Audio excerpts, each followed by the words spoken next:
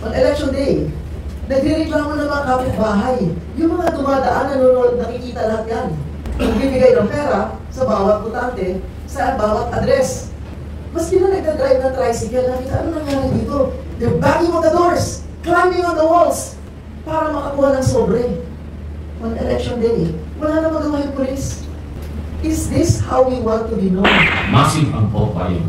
Alam na natin yun. So I've seen in many areas all over the country how massive vote buying is, not just for the local positions, but even for the party list. Grabe ang vote buying. Why there were so many automated machines that were malfunctioning during the election? I experienced that myself. Ako mismo, nakaranas nun, pag-boto ko, ayaw tanggapin ng makina yung aking balota, twice na hindi tinatanggap ng makina. So I asked the chairman of the electoral board to do it for me. And then tinanggap naman ng makina yung boto, yung balota, pero may lumabas na resibo, blanco. Tapos kung saan resibo ko, blanco. So inulit na hanapin yung resibo, may lumabas na resibo, iba yung mga pangalan. Well, Madam Nikki already mentioned about the overvotes of more than 16 million votes that were not counted for the specific positions where overvotes happened. And this is the reason why I asked the COMELEC in my previous press conference about 4 days ago that please take a look at this statistics, this overvote of more than 16.8 million. Based on the COMELEC website, I got the figure from the COMELEC website, and it was really a big surprise. It's mind-boggling. Whereas in previous elections, the overvotes were only about less than 2 million or less than 1 million. Yet, why this thing happened using this new technology that was never introduced in any country in the world? It was not accepted in other countries, but why in the Philippines we tried this technology, this software, this hardware for our election. And I hope that the COMELEC will come up with its resolution or give us a better explanation of why this transpired and why there were so many automated machines that were malfunctioning during the election. I experienced that myself. Ako mismo, nakaranas nun, pag-boto ko, ayaw tanggapin ng makina yung aking balota, twice na hindi tinatanggap ng makina. So I asked the chairman of the electoral board to do it for me. And then tinanggap naman ng makina yung boto, yung balota, pero may lumabas na resibo, blanco. Tapos kung saan resibo ko, blanco. So inulit na hanapin yung resibo, may lumabas na resibo, iba yung mga pangalan na lumabas.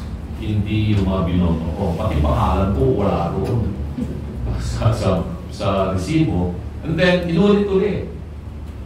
Meron pa na lumabas. Mga resibo na hindi nakasulat yung mga pangalan ng mga kandidatong binoto. So, this may have happened in many areas of the country. What I'm saying is that, well, I am not claiming that I won the elections, although I'm thankful that there are more than 8.3 million Filipinos whose votes were counted in my favor. And I'm very thankful that they have given me the trust and confidence to at least possibly become their voice in the Senate. And I would like to thank many people. First, I'm going to thank God for giving me that opportunity and be able to finish the campaign. And though I did not make it, I am still very joyful that I tried my best and may not be good enough, but I'm here, able to survive that very difficult task. I would like, of course, to thank President Rodrigo Roa Duterte in particular. It was because of PRRD. Dahil sa kanya, kaya maraming mga tao ang naniwala sa amin sa grupo ng Duterte or PDP Laban candidates. No? I would not have gotten that number of votes, more particularly from Mindanao and the Visayas, were it not for President Digong. Hindi dahil kay Tatay Digong. Huwag natin siya kalilimutan, nandyan pa rin ang dapat ipaglaban natin na maibalik siya agad sa Pilipinas. Of course, the other Duterte siblings, VP Sara, Mayor Bastet, Guzman Pulong, Kitty Duterte, they all helped us in the campaign. I would like also to thank PDP Laban, more particularly Senator Robin Padilla and Madam Mariel Padilla Rodriguez, sa kanilang tulong sa amin. Malaki ang kanilang sakripisyo, gastos nila sa partido, alam nila na wala kaming pagkukunan ng pondo, wala kaming mga pondo ng kandidato, and they try to help us as much as possible. And I would like also to thank all the volunteer groups that supported us, in particular the overseas Filipino workers and their families. Nakita naman namin sa result ng mga overseas voting, absentee voting, anywhere in the world. Lahat kaming kandidato ng Duterte. Kami ang nandoon sa top 12. Andun kami na. I would like also to thank the Armed Forces of the Philippines and the Philippine National Police and some members of the media who voted under the absentee voting. The results, based on what we have seen in the COMELEC website, sinuportahan din po kami ng Armed Forces of the Philippines and Philippine National Police as far as the absentee voting is concerned. So, laking tulong din po sa akin yun. Of course, yung mga magsasaka na tumulong sa akin, marami po sa inyo ang tumulong po sa akin, my fellow farm workers. At lahat-lahat na lamang po ng mga Bisaya at mga Ilocano na talaga naman pong tumulong po sa akin. Maraming salamat po sa inyo. So, there are, sabi ko, hindi perfecto itong technology na ginamit dito. I hope that the new congressmen and senators or those who were elected to the same position, they have all the chance to take a look at our electoral political process. Massive ang vote buying.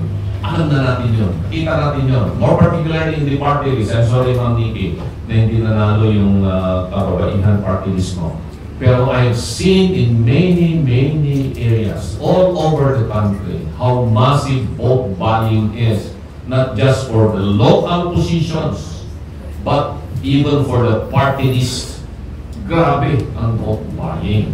Pero parang blind eye na yung COMELEC, nila ito ina-actionan despite many reports at wala rin magawa yung kanilang mga field workers sa different municipalities. So, tignan siguro itong mga systemic corruption of our electoral process. Because if our election is corrupted, whoever become elected representatives of the people from the Senate or from the presidency down to the barangay officials, then how can you say that there is, political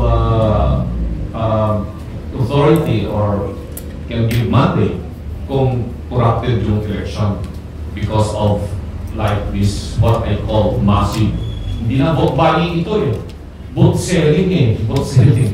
Kasi yung butante, hindi lang siya pupunta sa isang kandidato eh. Yung kandidato, hindi na nga siya naghahanap ng mabibiling butante eh. Hindi na yung mismo butante na mismo ang pupunta sa mga kandidato para i-ibenta nila yung kanilang boto. And it happened all over the country. Grabe itong elections na ito.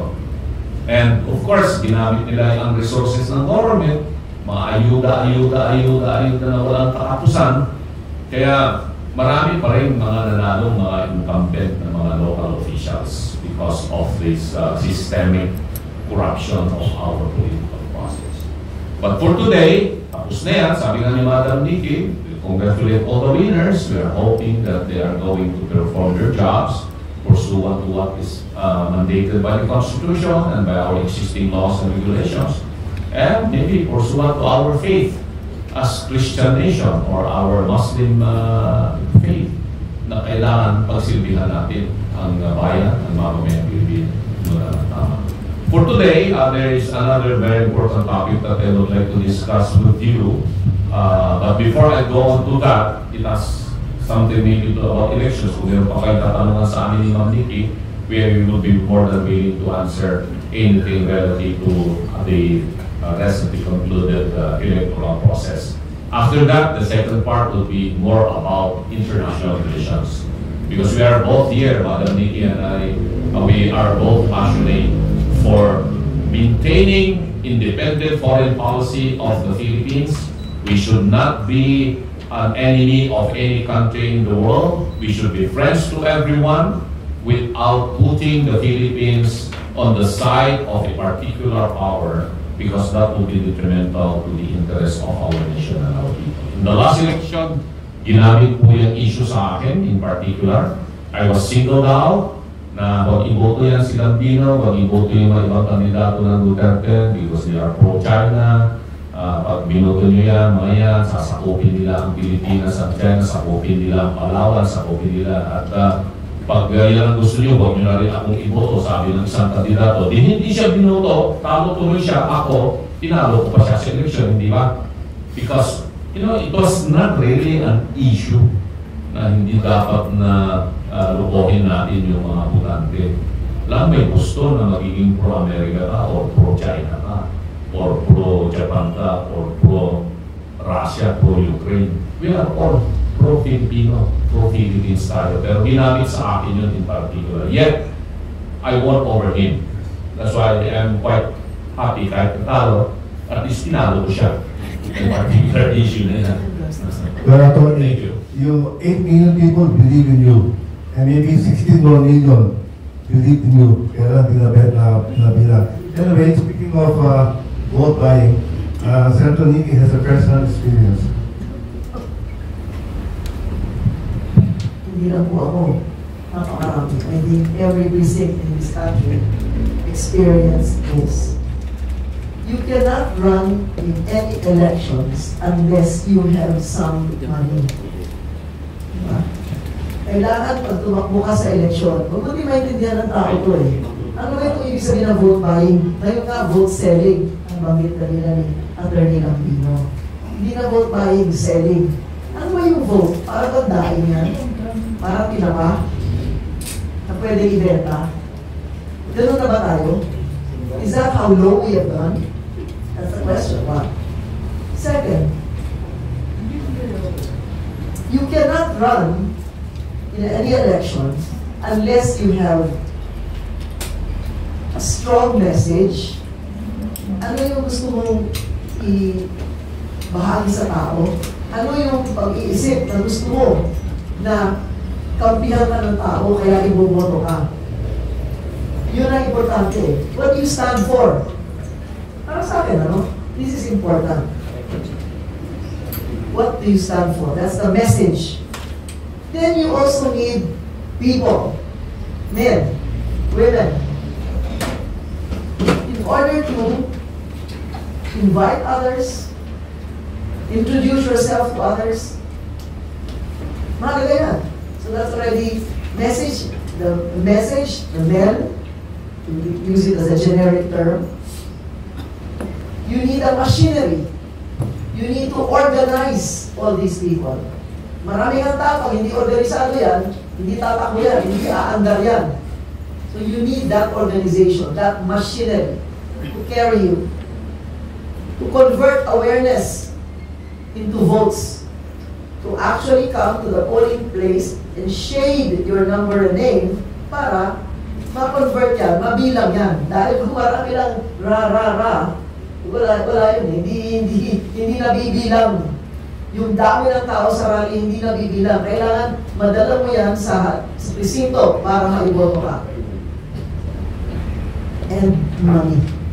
Hindi tatakbo yan, makinarya na yan. Unless kahit pa paano, meron ka man lang biskwit. I'm talking about biskwit. In some areas, like in Makati, for example, uulan kahit subdivision. Sa mga subdivision, pumapasok yung mga tao para magbigay ng maraming biskwit sa bawat botante. Malista na yan. Diba? Magbibigay ng pera sa bawat botante sa bawat address. May pera na yun eh, door to door. Diba?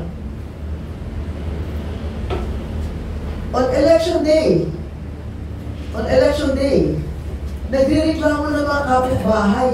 Yung mga dumadaan, nanonood, nakikita lahat yan.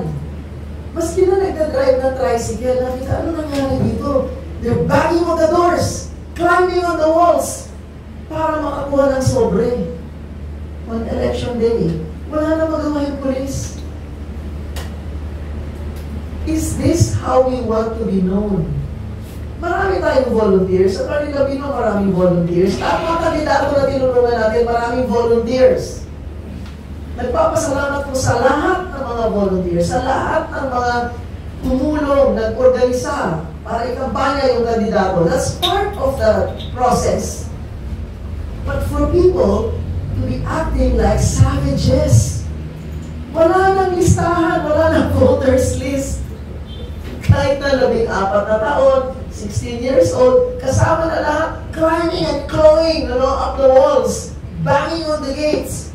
Sabi ko, ito ba ang Pilipino? Is this the democracy na pinagmamalaki natin? Nabanggit nila ni attorney, may kandidato na sinabi, bumoto kayo yan, naku, pro-China yan, ubusin tayo ng China, lalamunin tayo ng China. Sino nilamon? Di ba? Hindi mo pwede. Kaya isipin ba yung bagay na to? And therefore ask you and Atty. Mukhang you have disappointed, very disappointed, no? So already, certain things disappoint us. Certain things disappoint us. But overall, we cannot be disappointed and disgruntled and atras na lang tayo. Huwag na lang tayo sumali. Hindi pwedeng gano'n. Kailangan sumali nga tayo. But we learn lessons along the way.